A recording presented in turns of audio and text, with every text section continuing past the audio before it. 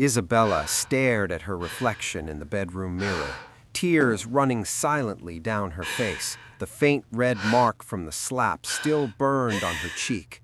Her chest rose and fell quickly as the memory replayed in her mind.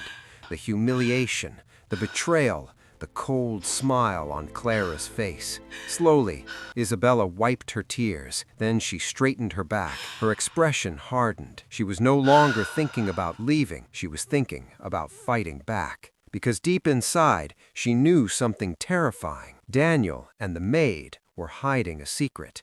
And whatever that secret was, it was powerful enough to destroy her life. What Isabella didn't know was that the truth waiting behind that locked door would change everything. Hello, friends. Welcome to our story. Before we begin, please like this video and subscribe. Also, tell us in the comments, where are you watching from today? New York, London, maybe South Africa, or anywhere in the world? We'd love to know. Earlier that same afternoon, Isabella had noticed something strange. Daniel had returned home unexpectedly from his office, something he rarely did during working hours. His movements were tense, his voice was sharp, and his eyes kept shifting toward the hallway, as if he were worried someone might be watching him.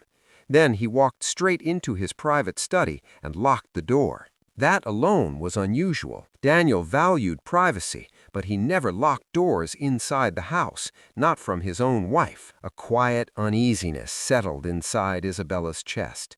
She walked slowly down the hallway, her heels making soft clicking sounds against the floor, while the bright sunlight followed her as she approached the study. The door was closed, silent, still. But as she stood there, something caught her attention, a faint sound. Not talking, not movement, a metallic click, like the sound of a safe being opened. Her heart began to beat faster. Daniel kept an electronic safe inside his study, a large steel box hidden behind a framed painting. He stored important business documents there, along with financial records and private contracts, but he rarely opened it at home, and never in such secrecy. Isabella stepped closer to the door, her breathing slow and controlled. Then she heard another sound, a whisper, a woman's whisper. Her body froze because she recognized that voice instantly. Clara, the maid, the suspicious conversation. Isabella pressed her hand gently against the door, listening carefully. The voices inside were low, cautious, but clear enough to understand. "Are you sure she doesn't know?" Clara asked softly. Daniel replied in a tense voice. "She suspects something, but she has no proof." Silence followed. Then Clara spoke again, her tone colder than usual. "We can't wait any longer. The documents must be signed before the end of the week." Isabella's breath caught in her throat.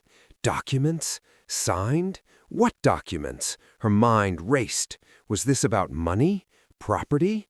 Divorce? Or something worse? Inside the room, Daniel sighed heavily. "I'll handle it. Once everything is finalized, she won't be a problem anymore." The words sent a chill through Isabella's entire body. She won't be a problem anymore. What did that mean? Was he planning to remove her from the marriage? From the house? From his life completely? Or something darker? Her hands began to tremble, but she forced herself to stay still, to listen, to learn, because for the first time, Isabella realized this situation was bigger than betrayal. It was about control, power, and survival. Suddenly, footsteps moved toward the door. Isabella quickly stepped back, her heart pounding. The door opened. Daniel walked out first, adjusting his suit jacket. His face looked calm again, as if nothing unusual had happened. Behind him stood Clara. Her posture was confident, her expression unreadable. The two of them stopped when they saw Isabella standing in the hallway. A brief silence filled the air. Then Daniel spoke casually. "Why are you standing here?" His tone was sharp, suspicious. Isabella forced a calm smile. "I was looking for you," she said evenly. "We need to discuss the charity event tonight." Daniel studied her carefully, trying to read her expression. For a long moment, neither of them moved. Then he nodded slowly. "We'll talk later," he said, and walked past her. Clara followed behind him, but as the maid passed Isabella, she leaned slightly closer, just enough to whisper something only Isabella could hear. A single sentence, cold, threatening, dangerous. "You should start packing your things." Isabella felt her pulse jump, but she did not react. She did not turn around. She did not show fear. Instead, she stood perfectly still, watching them walk away down the bright hallway. And in that moment, a quiet realization formed in her mind. They were planning something, something serious, something secret, and time was running out. Later that evening, the mansion grew quiet. The sun began to set, casting warm orange light across the rooms. Daniel left the house for a business meeting. Clara went to the staff quarters. For the first time all day, Isabella was alone.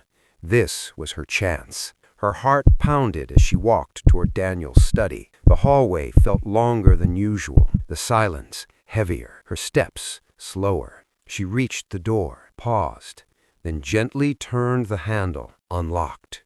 Her breath caught. Daniel had forgotten to lock it. The room smelled of leather and expensive cologne. Papers lay neatly arranged on the desk.